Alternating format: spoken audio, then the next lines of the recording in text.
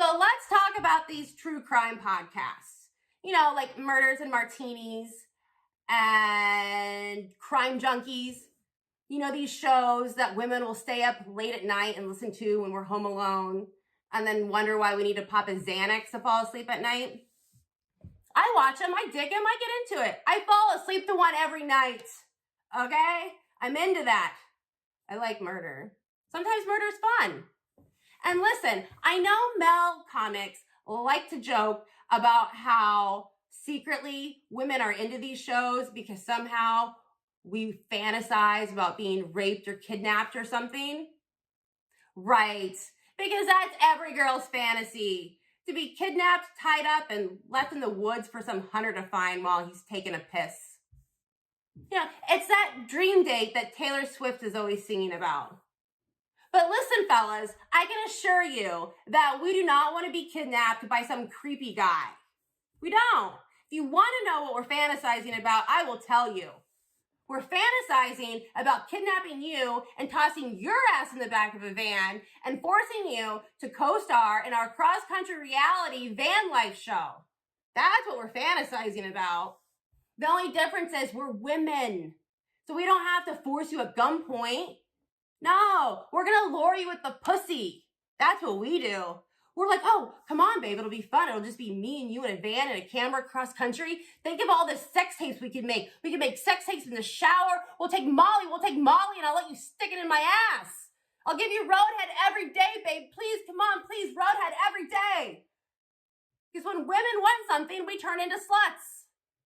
And then after eating nothing but mustard sandwiches for 2 weeks and driving 200 miles in the wrong direction, you don't want to give this guy Roadhead anymore. You're not even attracted to him because he's stupid and he doesn't know how to fix anything. And the only thing you knew how to do is yell at him because you were raised by a bitch. And now you guys are broken down in the middle of nowhere with a flat tire that he can't fix. So he calls his mom. It's like, hey, since you have your mom on the phone, see if she can help you figure out what a clitoris is.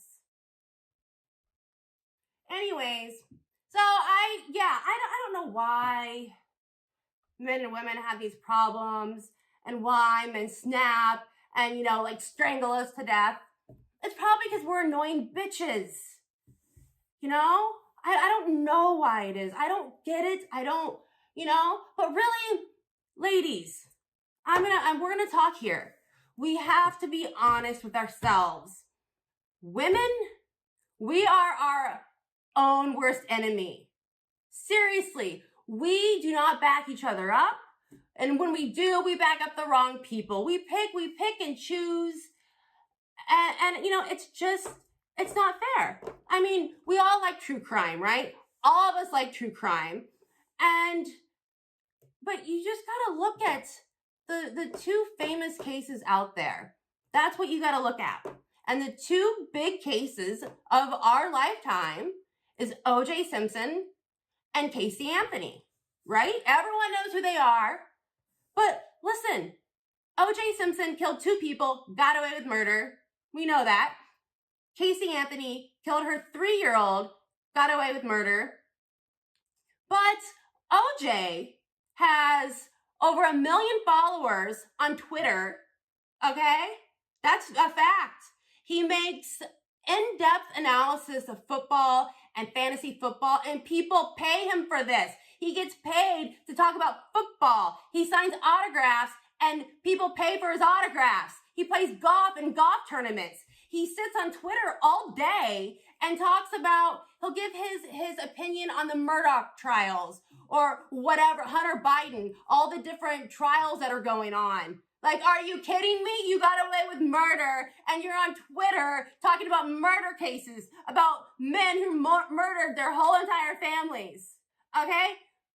Meanwhile, Casey Anthony lives in exile. She can't get a job because whenever when somebody does give her a job, people protest and get her fired. She has to live, I think she actually lives with the private investigator from the OJ trial. That's who she works for. Part-time work for OJ's private investigator.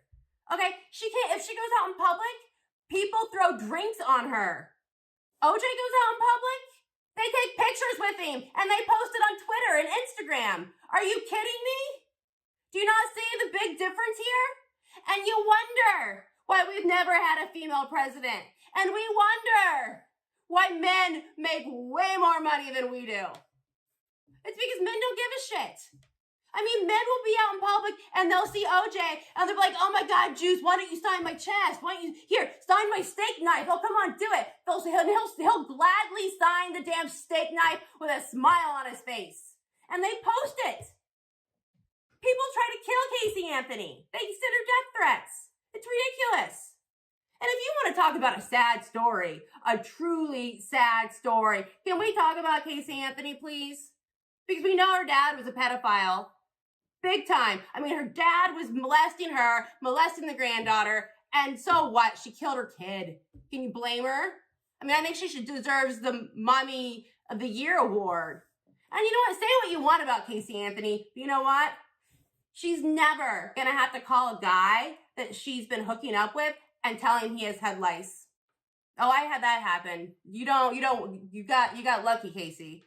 But no, I'm just saying this stuff is so, the cognitive dissonance is so ridiculous. And we always blame men, ladies. We blame men for everything. The patriarchy, which is a total made up, believe bullshit that feminists has like shoved down our throats since, I don't know, since as long, I mean, they were doing that when I was in college, okay? And it's a lie. It's made up. It's fantasy. I mean, just look at the Epstein, Jeffrey Epstein, the most infamous pedophile. Is it Epstein or Epstein? And I guess it depends on which 15-year-old you ask, but I think it's Epstein. Anyways, but we know he's a pedophile, okay? We all know what happened. It's no big secret. But the only person that is doing any time for this, that is being punished in any way, is Ghislaine. The female, Ghislaine Maxwell. And yes, she's guilty, and yes, she should probably spend some time behind bars, but, oh, I don't know, what about the male pilots that flew these young girls around? I mean, they were like 15, they were clearly young. How could you not, how do you not know? You knew. Why isn't he in trouble? What about the chef that cooked them breakfast every morning or got them whatever they wanted? They don't get in trouble. I mean, this is ridiculous. Ghislaine's the only one. And since we're talking about this shit, I'm going to put this out there. And I don't care who I piss off. Because guess what? Some of those girls were not victims. They weren't. I'm sorry. That Sarah Ransom, what was she, 21 when she met Jeffrey Epstein? I actually pay, and that's another thing. These women make so much money, and some of them deserve it. Some deserve it, and they deserve a lot more. But some, they're just profiting off of other people's trauma and misery.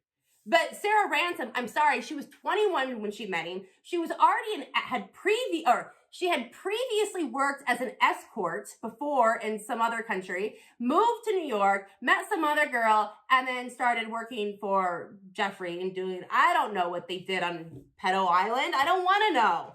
But the fact of the matter is, she was 21. She knew what she was getting herself into because she had already done it, okay? She's not a victim.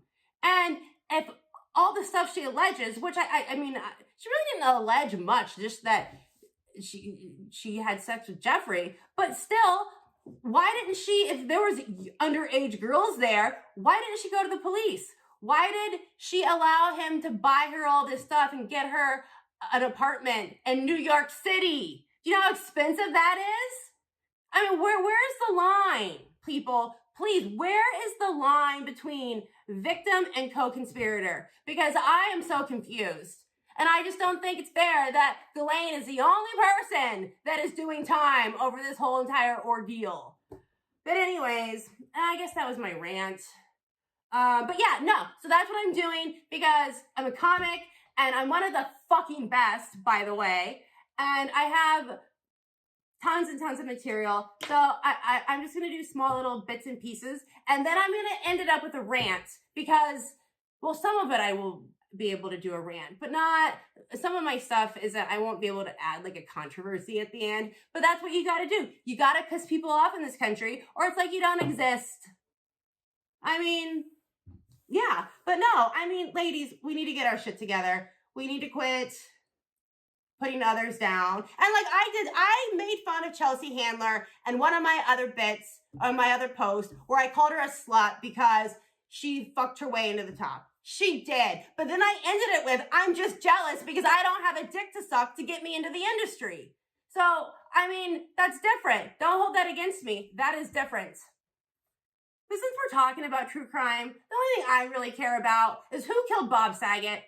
Can we talk about Bob Saget, please? Listen, what was he, in his 60s? Was he in his 50s or 60s? I don't know. But he was healthy enough that I would have fucked him, all right?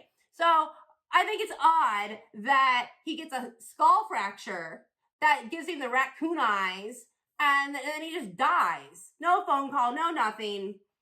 And can we hold Anthony Fauci accountable, please?